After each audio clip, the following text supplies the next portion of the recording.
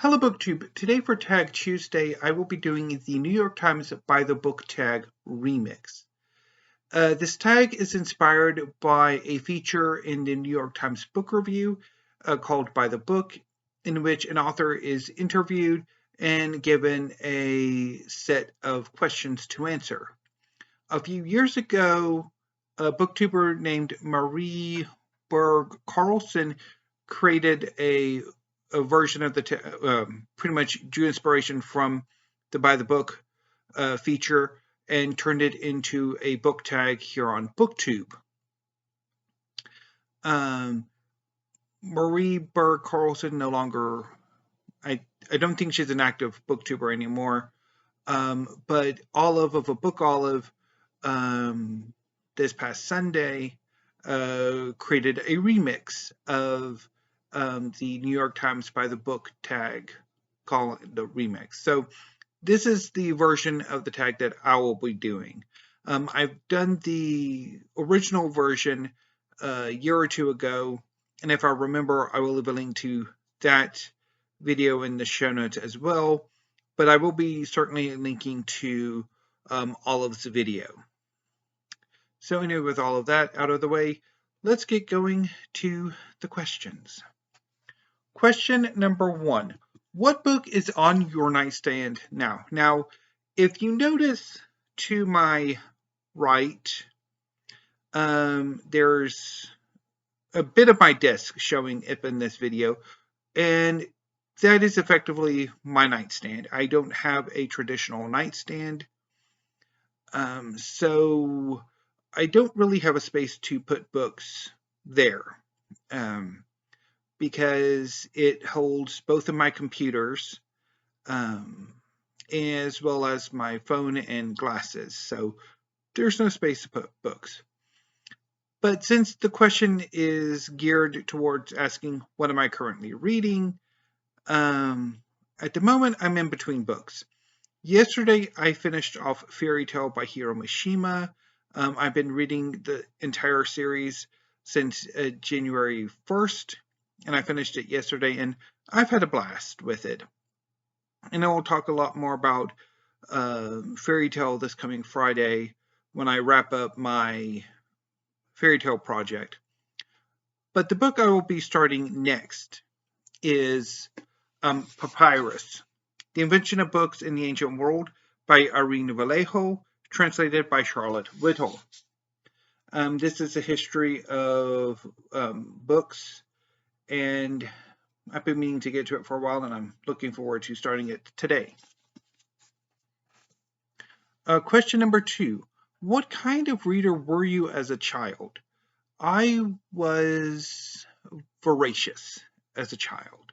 Although I don't quite recall every book I read as a child, I remember being incredibly voracious, particularly compared to kids my own age, like the kids I knew. I was by far the biggest reader out of all of them by orders of magnitude. Which childhood books and authors stick with you most? So I would say the books that have stuck with me would be The True Story of the Three Little Pigs by John Sazurka, the Little House books by Laura Ingalls Wilder, The Last of the Really Great Wangadoodles by Julie Andrews, Tales of a Fourth Grade Nothing and Superfudge by Judy Blume, James and the Giant Peach by Roald Dahl, the Alice books. See, authors. I would go with maybe Lewis Carroll, also comic books. Yeah. So, question number 3. How have your reading tastes changed over time? So, my reading tastes have changed quite a bit over time, starting with my late preteen years when I was really started to read adult fiction. I started with detective fiction for a few years. Sherlock Holmes uh, by Arthur Conan Doyle, the Agatha Christie's works, and a few others. And I gradually, in my mid-teens, about 15, 16, I transitioned to science fiction and fantasy, which has been a love of mine throughout most of my life, particularly in comic books, since that's what superhero comic books are, but also film and television. But it wasn't until my teens that I got into adult science fiction and fantasy. And for a long time, that has stuck with me as my favorite genre. Although in my late teens and early mid 20s, I had a period where I was really into um, the literature that you would expect an English lit major to be interested in. And I fell out of that as I fell out of detective fiction. And science fiction and fantasy had largely stuck with me until about 2 years ago when I can't explain it, but I had a taste change. It started in late 2019 after about a week or two of in like December. I had a great uh, first 2 weeks of that December reading science fiction and fantasy, and then it just the last 2 weeks just the bottom fell out, and it's never my interest in science fiction and fantasy has never really recovered. Try as I might. And during that time, my interest started to gravitate more towards nonfiction, to history in particular, and I've had a blast with it ever since, for the most part. I've also gotten back into, and my interest in like comic books have also um, kind of ebbed and flowed over the past few years. And so currently, right now, I'm really into manga, and so yeah. Question number 4. Are there any classic novels that you only recently read for the first time?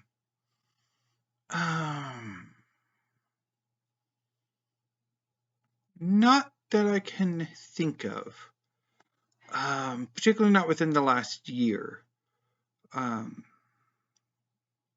I had to go at The Way We Live Now in 2021, and I didn't get on with it. And then last year for one of my reading projects, I tried The Age of Innocence by Edith Wharton, and that didn't go too well. And then a bit later, I tried Beloved by Toni Morrison, and that didn't go very well. So, no, not really. My interests right now are a bit different, even though I do try to get myself to read classics.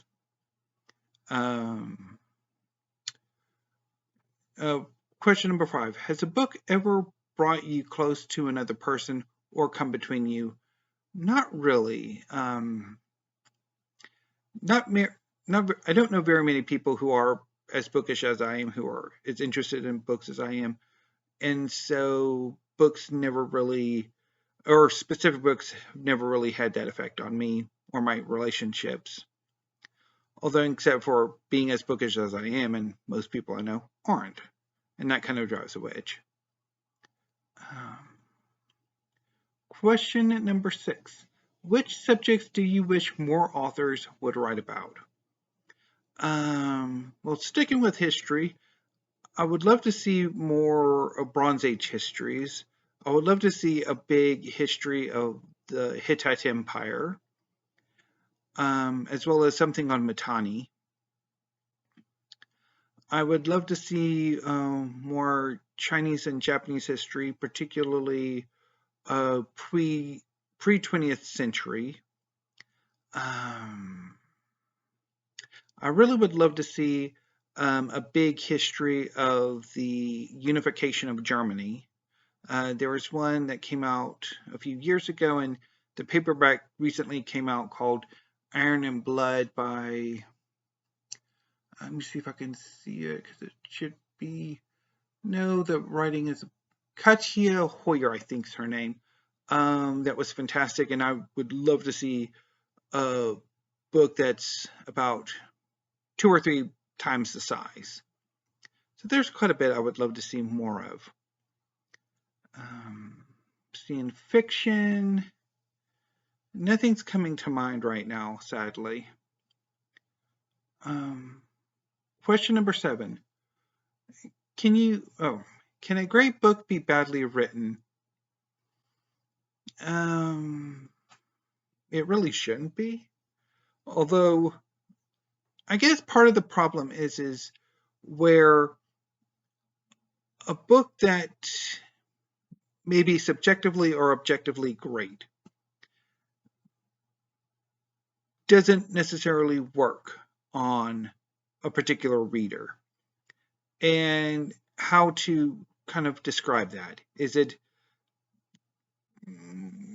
bad writing? Is it just how that works? I don't know. But a great book really should not have bad writing.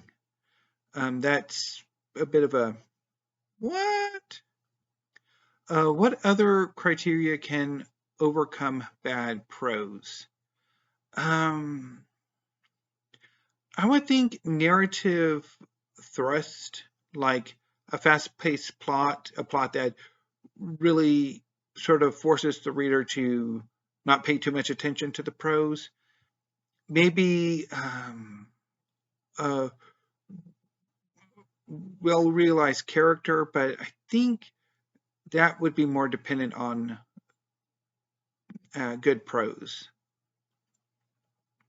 Question number 8. You're organizing a literary dinner party. Which 3 writers, dead or alive, do you invite? Who would I invite? I guess maybe I would invite Stephen Harrigan. He wrote A Big Wonderful Thing, A History of Texas, which is one of my favorite history books of all time.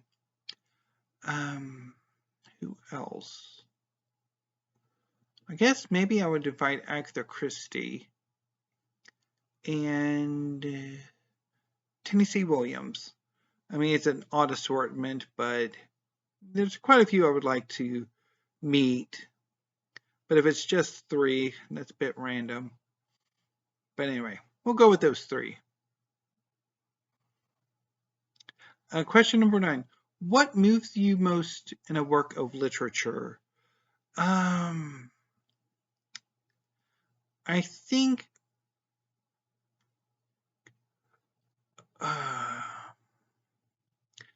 it's the narrative. Really, I think it's like a mix of a good narrative and good characters is what moves me most, at least in fiction. In nonfiction history, it's maybe narrative and writing skill. I know that's probably a quite lame answer. I know that's probably a bit of a lame answer, but I haven't really given it much thought. Question number 10. What do you plan to read next? So, obviously, the answer to this would be Papyrus by Irene Vallejo, translated by Charlotte Whittle, since I haven't started it yet. But since I've already talked about this one for the nightstand question, I'm going to go with the book I will start on after I finish Papyrus, and that is The Amazing Adventures of Cavalier and Clay by Michael Chabon. This is a novel that I'm reading for my 10 contemporary classics I Must Bell Redeem. It's about the golden age of comic books, and it's been far too long since I've had a Bell redemption shot at this book, so I really want to get to it soon. So that was the remix version of the New York Times by the Book tag. If you would like to do this tag, consider yourselves tagged, and I will see you tomorrow with perhaps another tag video, because there seems to be at least 2 or 3 that I'm noticing. And yeah, so do that tomorrow. And I might do another video this evening talking about my ideas for a tag that I would like to do. I've got 2 ideas that I'm thinking about, but I'm not entirely sure about. So I'll give them some more thought and maybe kind of solicit some thoughts. But anyway, I'm about to start rambling, so I'll go ahead and end it for now. So thank you, BookTube. Have a great rest of your afternoon, and until I see you next time, stay safe.